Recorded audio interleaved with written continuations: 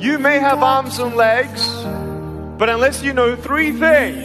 Number one, who are you and what your value is?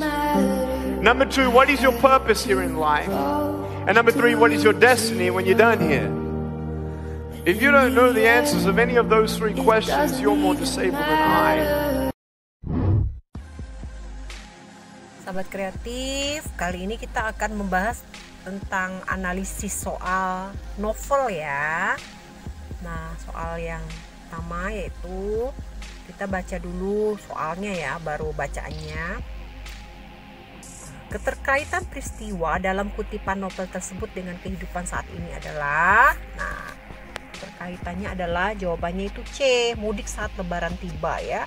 Mengapa? Karena di situ dikatakan bahwa bagi orang-orang di desaku yang kebanyakan mereka adalah perantau, saat lebaran seperti inilah waktunya untuk berkumpul. Nah, itu kan berarti mudik saat lebaran tiba ya. Itu inti yang dia bicarakan dan itu sesuai dengan tradisi kita. Kalau lebaran pasti kita mudik. Nah, selanjutnya kalimat yang menyatakan kata bermakna kias. Nah, bermakna kata kias. Coba kita lihat yang bagian A.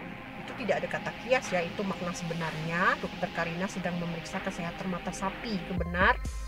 B, Nadia berat hati. Nah, yang B, Nadia berat hati meninggalkan ibu dan adiknya di rumah. Nah, berat hati di situ bukan berarti hatinya berat, tapi dia itu rasanya tidak mau ya meninggalkan ibu dan adiknya di rumah. Nah, berat hati itu artinya dia tidak mau ya. Kemudian yang C, D, E itu makna sebenarnya ya, yang ada makna kiasannya itu berat hati. Kemudian cermatilah kutipan novel berikut ini. Jadi yang pertanyaannya makna bahasa kias dari kata yang bercetak miring ya. Nah, derajat keluarga Azriel memang seumpama lurah tak berbatu seperti sawah tak berpematang. Nah, yang dimiringkan itu ya, seumpama lurah tak berbatu seperti sawah tak berpematang, itu artinya tak ada yang bisa dibanggakan. Jawabannya E ya. Tetapi tidak patut rasanya Mangkudu memandangnya dengan sebelah mata. Maka dengan berhati Azriel melupakan Renggo Gini. Dia mengengkang dari kampung pergi membawa luka hati. Berarti yang maknanya adalah tak ada yang bisa dibanggakan ya. Seumpama lurah tak berbatu, sawah tak berpematang, berarti tidak ada yang bisa dibanggakan. Selanjutnya kalimat yang menunjukkan latar tempat. Nah, yang mana latar tempat? Yang udah pasti jawabannya A ya, yang nomor 1 ya. Perahu ya latarnya, perahu terombang-ambing pelan. Kalau yang 2 itu bukan, tidak ada tempat. Yang ketiga juga tidak, 4 dan 5 juga tidak ada ya. Selanjutnya sifat tokoh Maria dalam kutipan tersebut. Jawabannya kalau kita lihat sifatnya itu patuh ya, C ya. Kenapa patuh? Karena di situ ada kata-kata kalau bagi saya, apa salahnya kita menurut kata orang tua. Nah, berarti dia punya karakter patuh ya, Maria. Kemudian lanjutnya nomor 27, penggambaran watak tokoh ya. Si Mira itu penggambaran watak tokohnya gimana? Dramatik tuh artinya tidak langsung ya. Kalau analitik itu langsung ya. Yang betul analitik ya, langsung. Kalau dia marah ya, maka wataknya marah gitu. Itu namanya langsung ya. Kalau tidak langsung berarti mukanya memerah. Nah, itu tidak langsung ya. Nah, coba kita lihat sikapnya sudah kembali seperti dulu, seperti ketika pertama kali Damila mengenalnya. Tenang, anggun, pandai menguasai diri. Nah, itu adalah dia mengungkapkan watak-watak tokoh itu dengan cara langsung ya. Anggun dia katakan anggun ya. Tenang dia katakan tenang. Jadi tidak menggunakan perumpamaan-perumpamaan, dia menggambarkan watak tokoh. Kemudian persamaan unsur intrinsik kedua kutipan novel tersebut. Persamaannya, kutipan pertama itu kalau kita baca ya isinya ya, itu berisi tentang hal-hal haru yang berhubungan dengan pesan ayahnya ya. Pesan ayahnya tentang kedekatan seorang anak dengan ayahnya. Yang kutipan 2 juga sama ya. Dia menceritakan kedekatan seorang anak dengan ayahnya. Jawabannya A ya. Nomor 28, cuplikan teks novel tersebut termasuk ke dalam unsur A ya, pengenalan situasi cerita, karena di situ menceritakan awal-awal kejadian ya.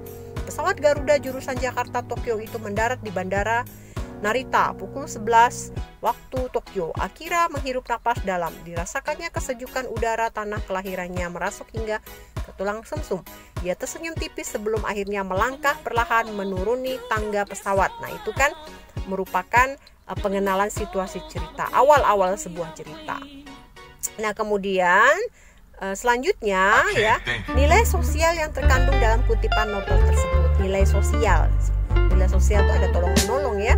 Jawabannya E, menolong orang yang sakit dengan penuh sukarela dan keikhlasan. Nah, karena di situ tergambar ya cerita di mana Pak Kato itu menolong Pak Balam dengan penuh sukarela dan keikhlasan. Jawabannya E.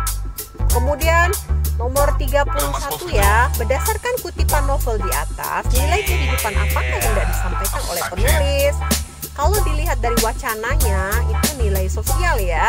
Kenapa nilai sosial? Karena dia terlebih saat ayahnya meninggal, ia harus bekerja keras untuk mencari nafkah. Nah, dia lebih mengutamakan keluarganya ya. Jadi ada nilai sosial, dia menolong keluarganya. Nah, kemudian isi yang tersurat dalam kutipan novel tersebut, isi. Jadi kalau kita lihat itu jawabannya C ya. Sesungguhnya kebesaran jiwa seseoranglah yang menumbuhkan kekaguman pada orang lain, meski orang itu tidak meninggalkan sesuatu kepada kita. Nah, di situ ada kata-kata manusia besar yang bakal tak pernah dicetak namanya dalam buku-buku pelajaran dan dikuliahkan oleh mahaguru sebab dia tak pernah menulis artikel dalam majalah apalagi dalam surat kabar.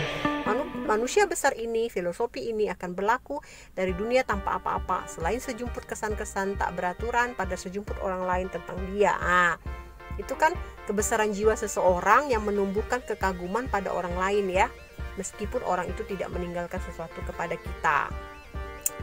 Nah, selanjutnya 33, penyebab terjadinya konflik dalam kutipan novel di atas adalah penyebab konflik. Konflik itu berarti ada masalah. Nah, itu dilihat terdapat pada poin E ya, karena suaminya mengobati Pak Murab ayah Murni. Dari cerita itu kelihatan ada kecemburuan ya. Ada kata-kata Murni sekarang menjanda karena suaminya meninggal dunia. Suami soleha selain mencintai dengan Murni ketika masih bujang dan gadis, mereka tak dapat melaksanakan niat hatinya sebab Murni dipaksa kawin. Nah, ada kecemburuan ya, karena suaminya mengobati Pak Murab ayah Murni. Di situ ya terjadi konflik ya karena suaminya mengobati Pak Murab ayah Murni ya, mantan ya. Intinya seperti itu. Nah, sahabat kreatif, demikian ya bahasan kita. Ayo kita terus belajar. Sampai jumpa ya.